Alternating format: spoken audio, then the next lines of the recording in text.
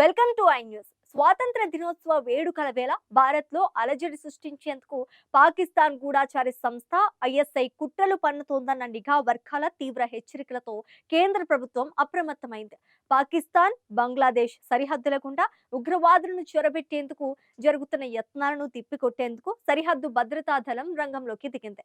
దీనికి సంబంధించిన పూర్తి వివరాలను ఇప్పుడు చూద్దాం.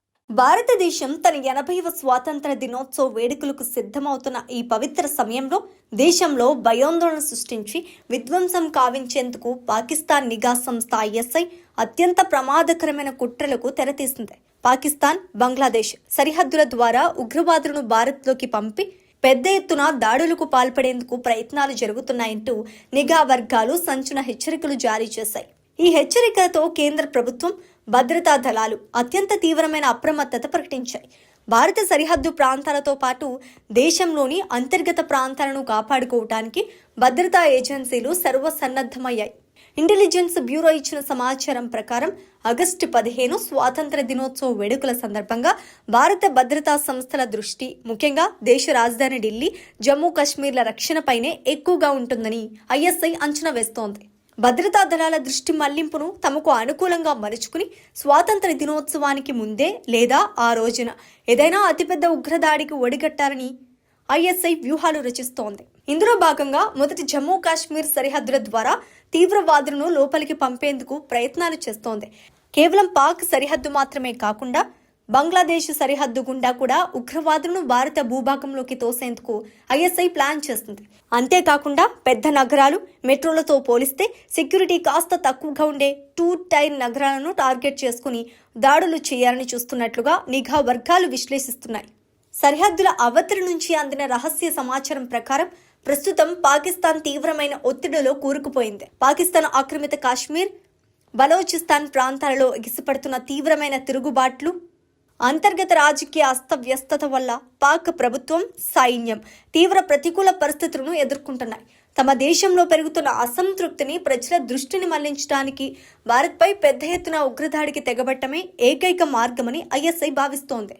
ప్రస్తుతం ఢిల్లీ, జమ్మూ కాశ్మీర్, పంజాబ్ రాష్ట్రాలలో అత్యంత కఠినమైన భద్రతా ఏర్పాట్లు ఉన్నాయి.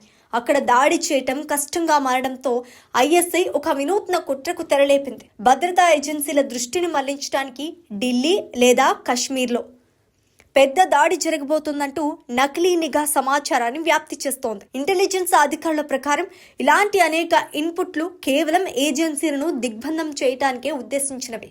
అసలు ప్లాన్ మరొక చోట అమలు చేస్తూ అధికారుల దృష్టిని ఢిల్లీ, కాశ్మీర్లపై ఉంచడమే ఐఎస్ఐ ప్రధాన వ్యూహం. ఈ తీవ్రమైన బెదిరింపుల నేపథ్యంలో పాకిస్తాన్, బంగ్లాదేశ్ సరిహద్దులను కట్టుదిట్టం చేయటమే భారత దళాలకు అతిపెద్ద సవాలుగా మారింది. మేఘావృతమైన సరిహద్దుల గుండా ఐఎస్ఐ అత్యంత కుట్రపూరితంగా వ్యవహరించే అవకాశం ఉండటంతో బోర్డర్ సెక్యూరిటీ ఫోర్స్ పశ్చిమ సరిహద్దులు ఆపరేషన్ అలర్ట్ ను ప్రారంభించింది.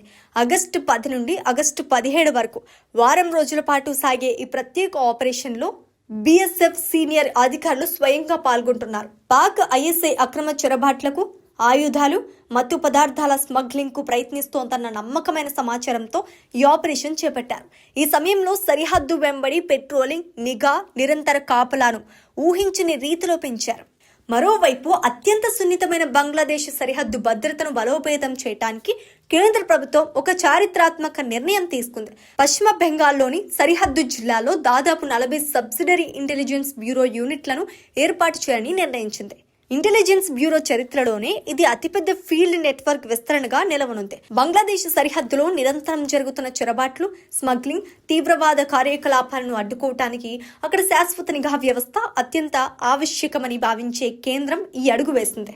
ఈ ఎస్ఐబి యూనిట్ల ద్వారా లభించే రియల్ టైమ్ ఇంటెలిజెన్స్ ఆధారంగా ఐఎస్ఐ ఉగ్రవాద మూకల కుట్రలను క్షణాల్లో తిప్పుకుట్టేందుకు భారత రక్షణ దళాలు సర్వసన్నద్ధమయ్యాయి.